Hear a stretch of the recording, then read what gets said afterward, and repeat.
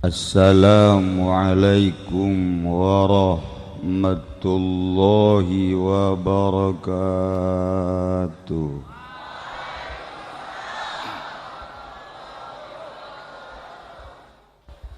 Alhamdulillah, wassalatu wassalamu ala rasulillah wa ala alihi wa sahbihi wa mawalah, amma ba'du. Qala Allah ta'ala fil Qur'anil Karim wa huwa asdaqul qailin. A'udzu billahi minasy syaithanir rajim. Wa dzakir fa inna dzikra tanfa'ul mu'minin. Al-ayat. Langkung tipayun urang sami-sami nyanggakeun puja sinareng puji ka Gusti Allah anu Maha Suci, nu parantos masihan tina rupa-rupa nikmat ka urang sadayana, terutama nikmat anu kacida pisan ageungna nyaeta nikmat iman sinareng Islam. Shalawat sinareng salam mugia dilimpahkeun ka junjunan alam Kangjeng Nabi urang Kangjeng Nabi Muhammad sallallahu alaihi wasallam, katut ka para kaluargina oge ka para sahabat-sahabatna rawuh para tabi'in asbat tabi'in al-mukarramun, para alimil ulama, para asatiz, para qori, bil khusus kakersana Kiai Haji Rahmat Nuti Bogor, parantos masihan mutiara-mutiara spiritual. Urang doakeun mudah-mudahan anjeunna ditangtayungan ku Gusti Allah dalam rangka nanjirkeun agama Allah Subhanahu wa taala, jeung mudah-mudahan kepulangan anjeunna ka Bogor aya dina kasalametan. Para habaib nu alhamdulillah ku urang parantos katingali irungna, sakadenge bahasana anu memang ieu mah kiriman ti planet luar. Alhamdulillah, sebab di planet luar mah memang antik-antik. Salah sahiji anu dikirim ti ditu, ieu mudah-mudahan ulah pati kebal teuing.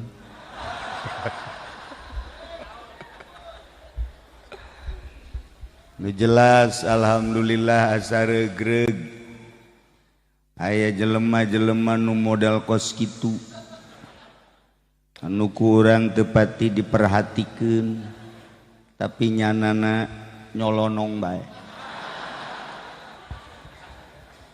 Urang doakeun para zuriat Kangjeng Rasul mudah-mudahan dibere talaleger, dibere mararantep dalam rangka ngahieuman dakwah Islamiyah di seantero jagat.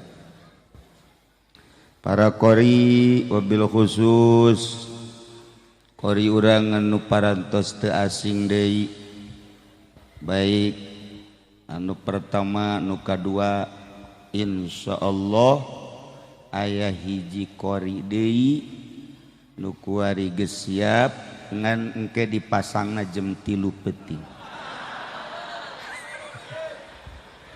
Nyana duaan duet sadaekna.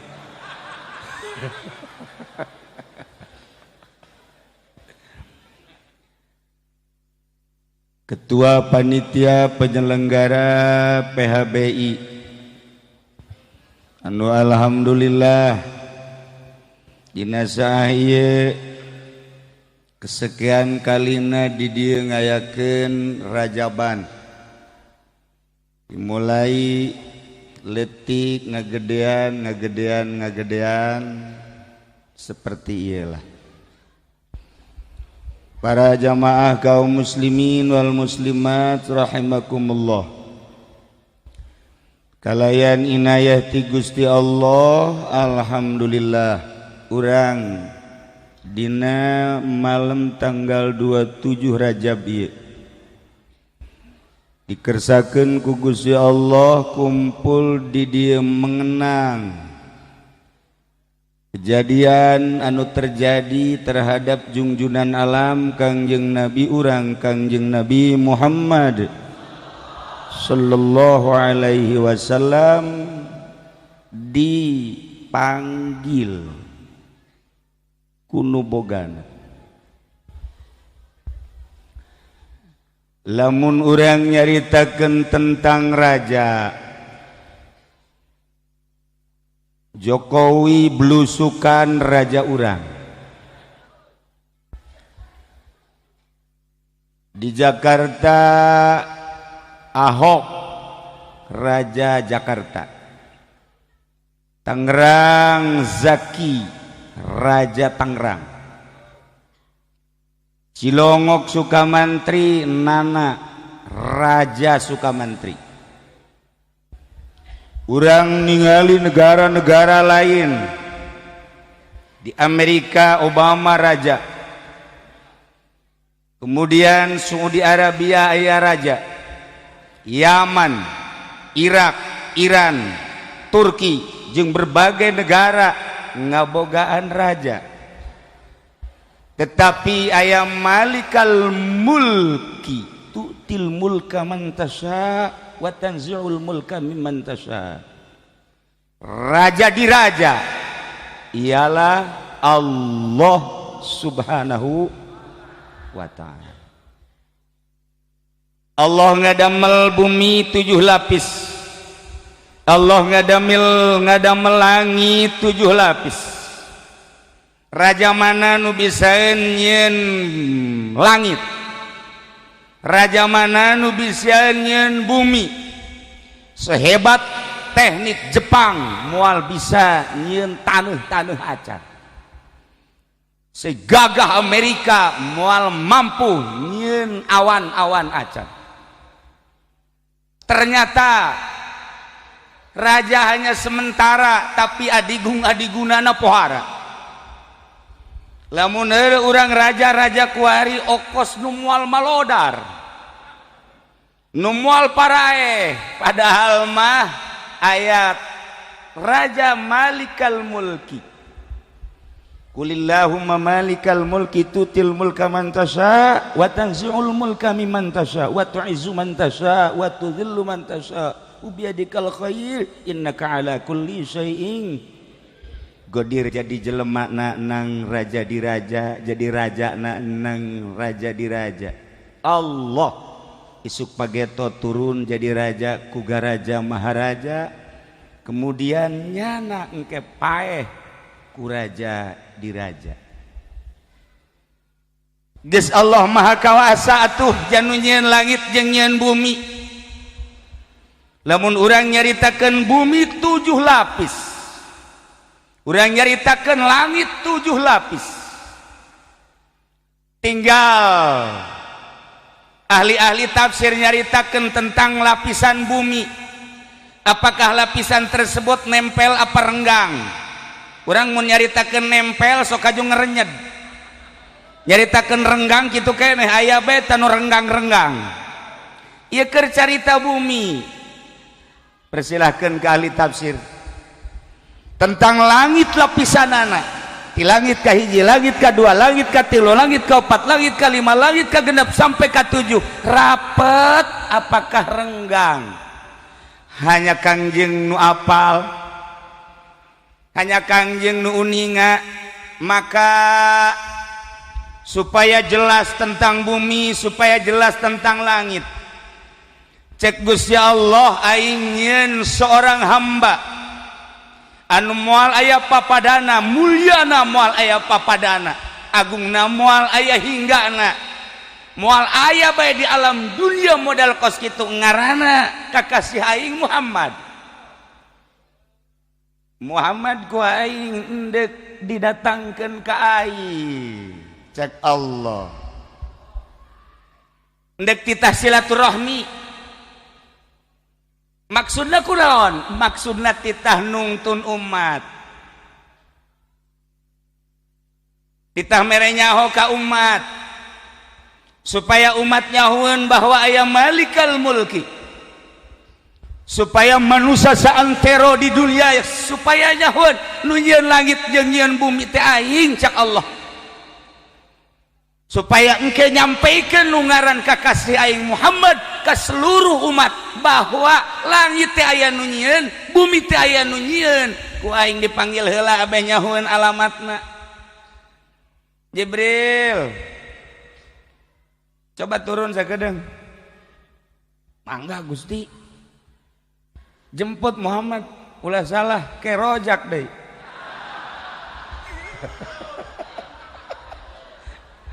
Atuh malaikat Jibril mah masalah emang kapolsek atawa abri, saralah abri mah puguh teu salah jemput. Komo Haji Pendi mah loba salah, kita ngajemput lalaki cewek. Ulah salah jemput. Jibril moal dijemput ku malaikat Jibril minal Masjidil Haram ilal Masjidil Aqsa, di Masjidil Aqsa naik ka Sidratil Muntaha, usul ilallah. Maksudna naon? Supaya nyaho alamat ka Gusti Allah, setelah nyaho alamat bejakeun Muhammad aing teh aya nu nyieun langit jeung bumi, jeung bejakeun Muhammad ke seluruh umat jung kadarieu kitu ka aing. Besi teh apaleun alamatna bejakeun ku hidup Muhammad. Yeuh alamatna ieu tah nu mantak urang kuari perkenalan jeung Kangjeng Nabi supaya urang ku Kangjeng Nabi diajak ka singgasana Rabb Allah subhanahu wa ta'ala. Masya Allah. Urang lamun deka belusukan hese kulantaran teu nyaho alamat, kuari urang teu nyaho presiden urang di mana. Boro-boro Presiden Jokowi, presiden urang ieu presiden Tangerang teu nyaho apakah di Tangerang apa di Jakarta, wallahu a'lam. Teu nyaho. Sanu nyaho coba bupati urang di mana? Henteu nyaho. Kula mah nyaho. Weh rahasia. Aduh. Nyaho lah kajen ku kumaha ge. Teu beres lah.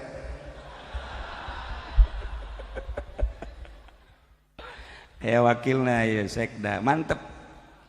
Kaharti tadi sambutanana atas nama bupati nyambut nyana ngajelaskeun tentang pembangunan. Setiap kecamatan bakal aya kantor keagamaan. Beres nyaritakeun kantor keagamaan, nyaritakeun olahraga. Ieu kan sebenarnya teu nyambung. Ti agama ka olahraga teu nyambung. Padahal mah nyambung sebab deuk kumaha bisa nyieun kantor lamun teu sehat. Kumaha bisa ibadah lamun teu sehat. Nu mantak langsung nyaritakeun tentang olahraga. Mantak sekda bintang ke-11 Tangerang. Nyana ye bintangna, mantak eleh bae main bolana. Atuh letoy kieu.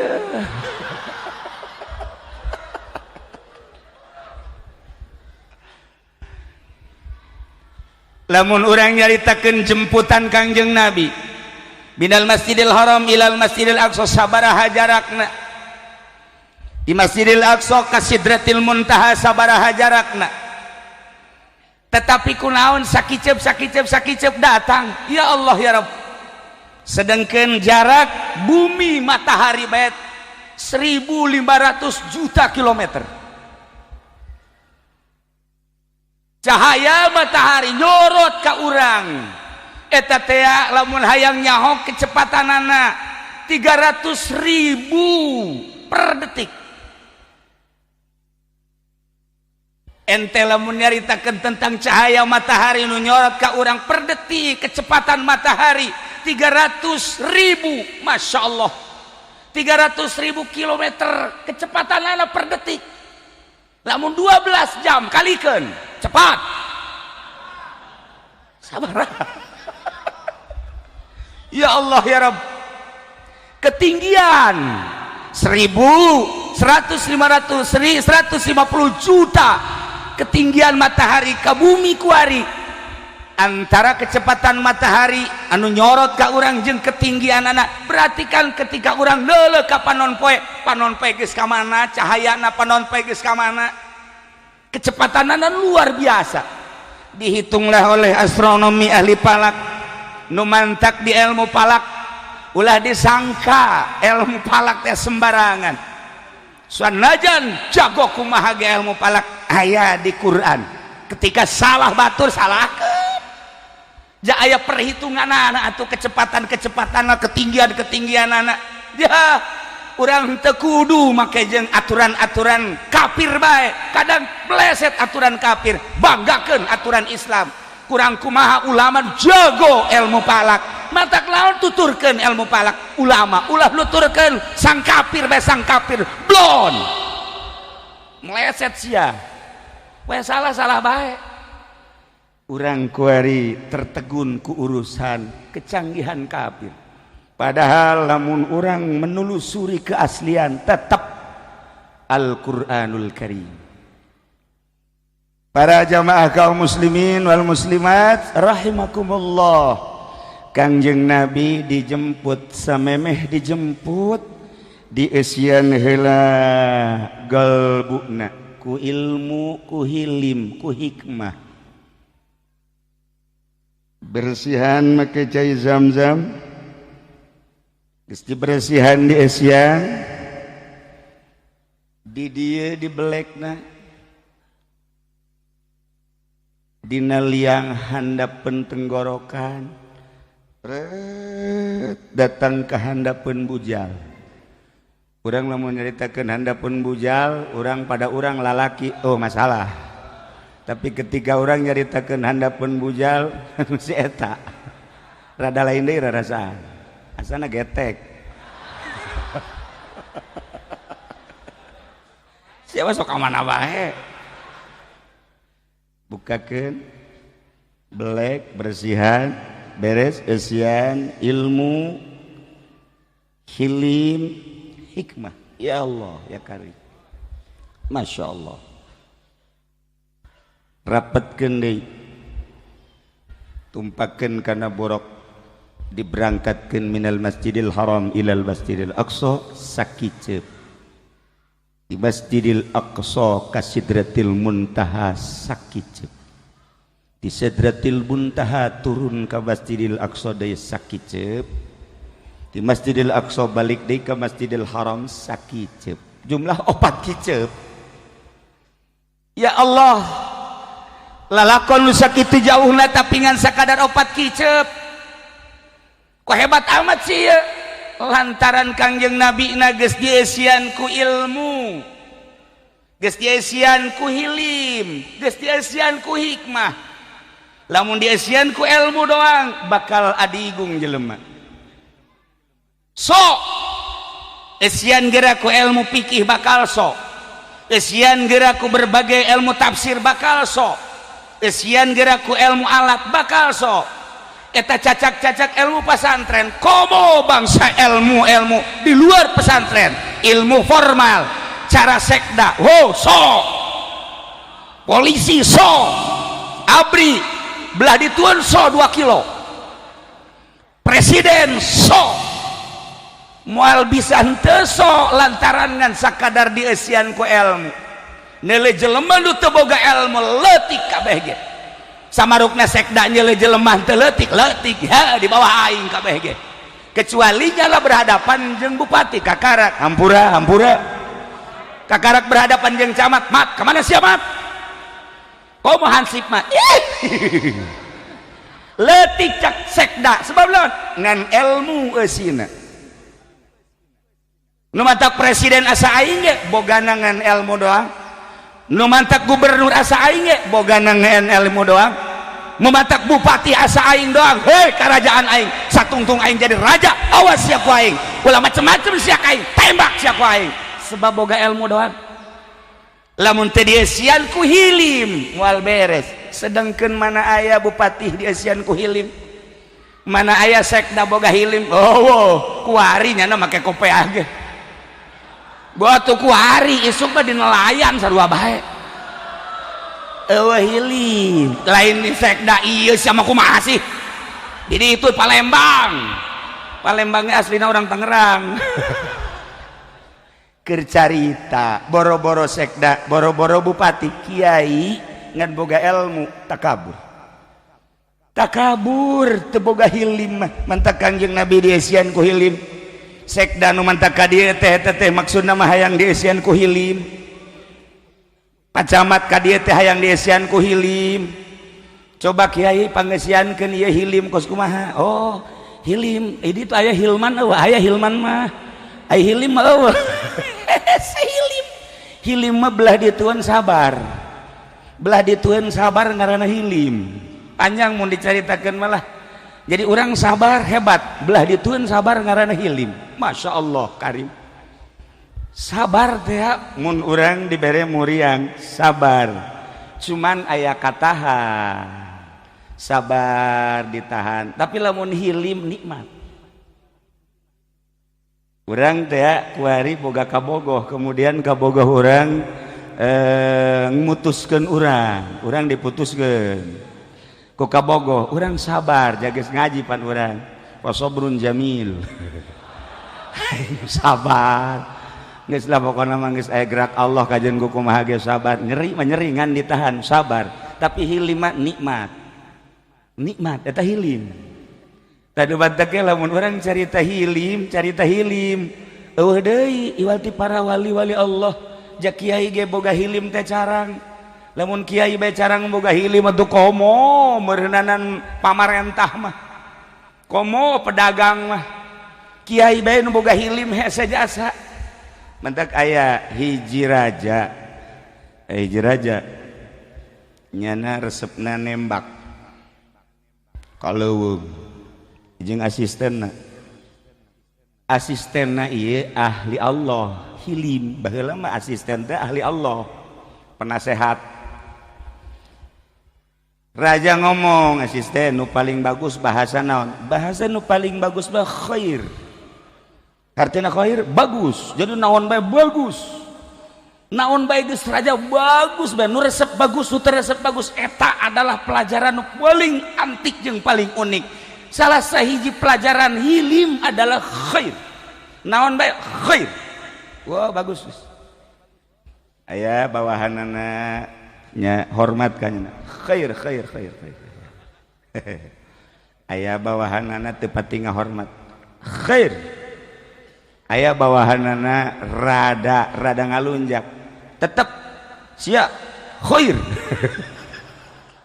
bae pamajikanana kanyana hormat khair pamajikanana nu kadua teu pati hormat khair bae lah aya deui nu hiji deui teu ngahormat tetep khair jadi nyana ngabiasakeun khair bener cak raja ngeunaheun ieu pendidikan ieu jadi beban khair bae diajak nembak kaleuweung begitu nembak orai ngegel ka cinggir aduh nyana nanya ke penasehat dah kumaha ieu khair aing hese nyebut khair da manya ya digegel khair tetap raja khair di balik ieu pasti aya hikmah tetap khair sia penasehat teu beres ya nyana nyokot algojona bawa penjarakeun khair bae khair nyana ke rumah sakit diberesan jadi eta penasehat tetap kajen kumaha ge penjara atunya nama tenang bae di penjara ge khair bae penasehat mah khair beres cager tak menang sabulan nembak deui nya make asisten anyar nun teu khair teh begitu nembak kabeneran aya orang pedalaman hutan bangsa Baduy mun katewa ku eta jadi suguhan dewa kebeneran pas nembak cak Baduy iya horeganan ieu mangsa aing mau tidak mau tewa cak raja ieu mun ditewa kieu kumaha ieu nyaon teh raja tidak mau tahu raja ke wakil ke rakyat pokoknya saha nu beunang ku kaula jadi suguhan dewa paeh kajen ku kumaha ge waduh geus hese ngahoiranana ya otomatis Gusti Pandian nya di jogedan geus macem-macem beres caritana langsung asisten heula disuguhkeun ka dewa langsung lenyap begitu tuan raja dek disuguhkeun dideuleu heula barang dideuleu cinggirna hiji cak orang primitif waduh dewa moal daekeun lamun eueuh cinggiran jadi aya kekurangan ieu dewa mah kudu nu sampurna bae lamun aya kekurangan moal daekeun maka cek manehanana bapak tidak jadi saya suguhkan kepada dewa emang kenapa sebab cinggir tidak ada khair kakar kapangih deui tamin khair bener khair ya gajen kumaha ge waduh paingan cak penasehat aing khair bae di balik khair aya khair nyana balik ka kerajaan mana penasehat aing keluarkeun keluarkeun aman begitu keluarkeun kunaon ieu diamankeun ku sebab gara-gara maneh nganasehatan ka bapa khair baheula keur cinggir bapa digegel orai cek maneh khair karasa ku ari ku bapa kitu kunaon atuh bapa pandek disuguhkeun ka ditu jeung penasehat bapa anu anyar gaganti maneh ka dewa haju atuh itu penasehat mah apa geus bapak henteu lantaran cinggir eueuh hiji dewa teu daekeun lamun cinggir eueuh hiji mantak inget ka nasihat maneh khair ternyata eta penasehat ge meluk bae khair kunaon maneh kenceng amat atuh kula ge lamun teu dikapenjarakeun meureun kula anu paeh ka ditu heuh nya heuh ya ge khair nah hilim teh geus bae dicoba dirasakeun tahan dibalik sesuatu aya hikmah kuajan kumaha ge kenaikan pangkat aya hikmah keturunan pangkat aya hikmah naik sugih aya hikmah turun sugih aya hikmah urang ka dieu urang ka ditu aya hikmah urang dipake karesep ku pamajikan aya hikmah dipake ka bendu ku pamajikan aya hikmah selalu aya motivasi bae kajen kumaha ge iyalah hilim mun teu ngaji bab hilim moal bisa mantak kula kuari mah geus lah moal nganasehatan rakyat dek nganasehatan sekda aing mah awas boleh ti kuari hilim nya engke lamun kapanggih jeung bupati ngaji naon di Cilongok hilim pak contohan kula ge can bisa pak hilim ye waduh masyaallah moal bisa sakicep Kangjeng Nabi ti Masjidil Haram ka Masjidil Aqsa lamun teu boga hilim moal bisa nu paling hebat hikmah moal bisa sakicep lamun teu bawa hikmah mah maka urang dititah boga ilmu hikmah maka loba santri anu ka Cirebon kapanuragan neangan ilmu hikmah maca kulhu 1000 sapeting salila 40 poe dahar nangan seukur sacomot balik teterak ditembak po ieu hikmah jurig sama kos kitu mah lain Habib Rozak ngumpulkan keris batu segala rupa malah mah aya nu datang ka imah kula edan kunaon dia edan lantaran peuting ngagosokan batu bae jadi nyana kasurupan horeng aya batu nu nyurup kasurupan cenah kiai kuari ka mana batuna geus dipikeun atuh lain bawa ka dieu emang deuk kumahakeun sugan bae panitia masjid kasurupan deui ieu teh batu da eta teh hikmah juri lain eta hikmah mah saluhureun hilim Masya Allah, mun sabar bae urang geus hese ditambah ku hilim sangat sulit, ditambah deui ku hikmah sangat sulit. Masya Allah, Kangjeng Nabi mah teu hese sebab dicician. Bukakeun, bersihan, cicikeun, plek, tutupan deui, ngeunah. Beuh, urang lamun kos kitu mantep. Mantap, masak datang ka imah geus siap besok. Besok siap masing-masing nu seukeut, black ku sorangan. Set. Golbu black. Isuk dikubur. Atuh ngasian hilimna make guru mursyid. Ku sorangan mah hese. Urang kudu boga guru wa tarusam saiza tala'at tazawur an kafim zatal lamini atakrihum zata shimal wa hum fi fajatim dzalika min ayatillahi may yahdillahu fa huwa muhtadi wa may yudlil falan tajid lahu waliyyan mursyida. Kudu boga waliyyan mursyida anu ngasupkeun ilmu, mantak ngaji unggal peting santri, ngaji unggal poe santri, ngaji deui terus mingguan, ngaji deui bulanan, eta teh ngasup-ngasupkeun ilmu, hilim jeung hikmah. Maksudna abeh bisa hiber. Mantak Habib Rozak mah di imah teh sok kikieuan. Hiber enggak nih gua nih? Hiber enggak nih gua nih? Ini terbang enggak nih? Aja aja lolonja. Baru dikit cek jana terbangnya. Sakulah tuh air lolonja leutik itu mah tuh moal paeh maning ti luhur munara ka handap. Sekaligus wassalam Habib Rozak. Selesai geus det. Nah, itulah para jamaah kaum muslimin wal muslimat rahimakumullah. Lamun urang geus dieuseun ku ilmu, hilim jeung hikmah sarua jeung Kangjeng Nabi. Kangjeng Nabi bisa sakicep minimal urang 10 kicep. Kangjeng Nabi kaluhur ka Sidratil Muntaha sakicep atuh urang 10 kicep.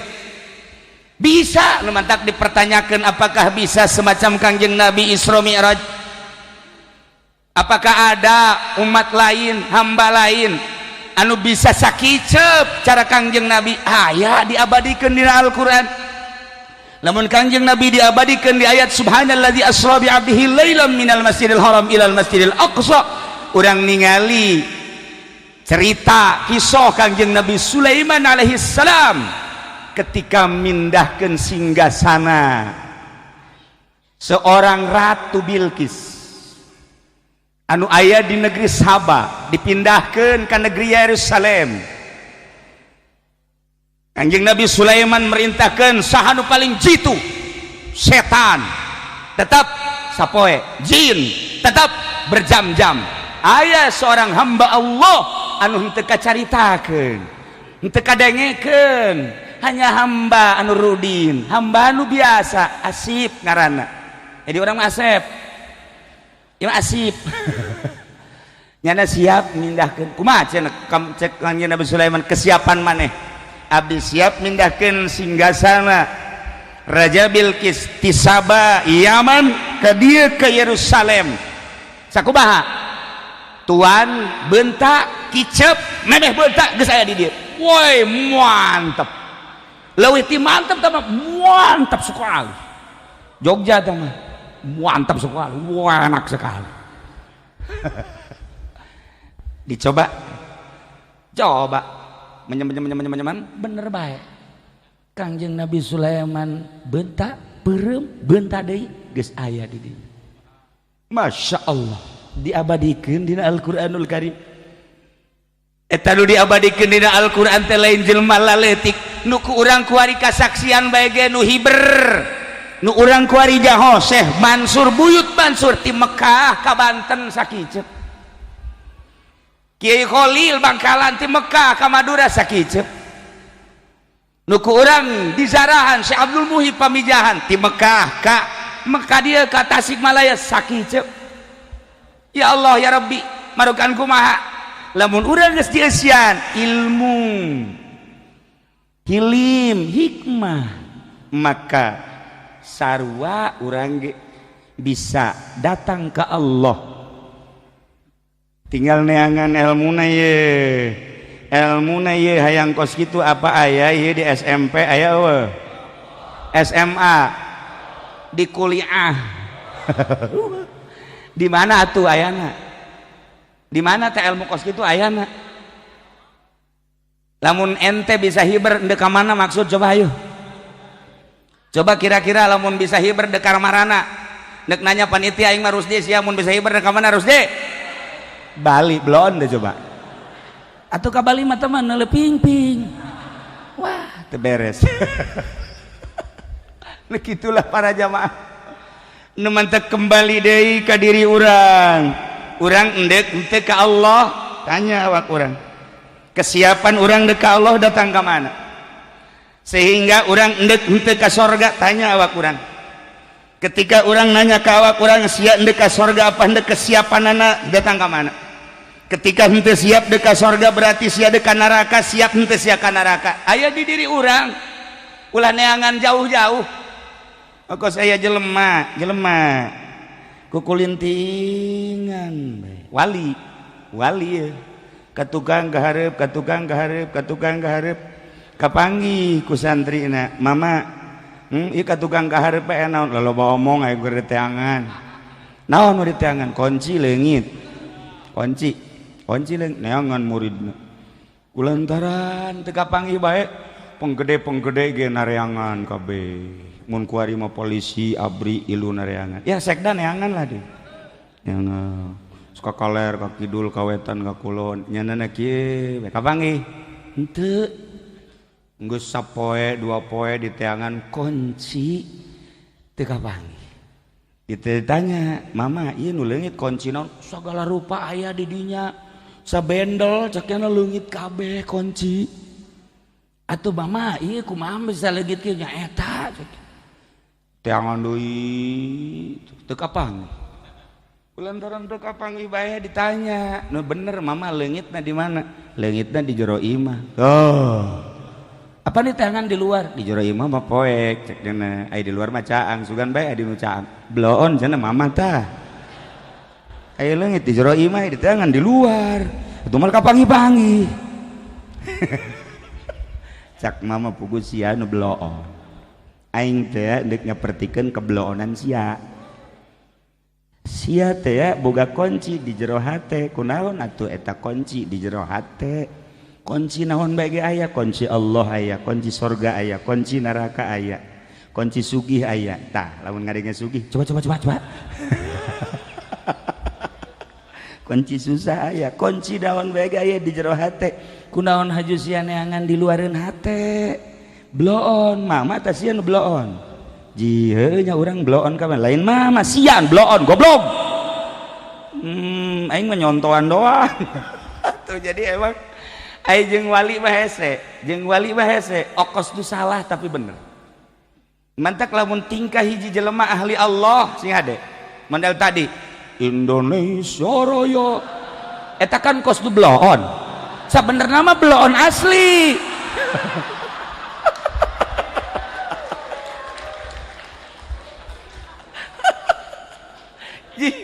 iya kunci di jero hate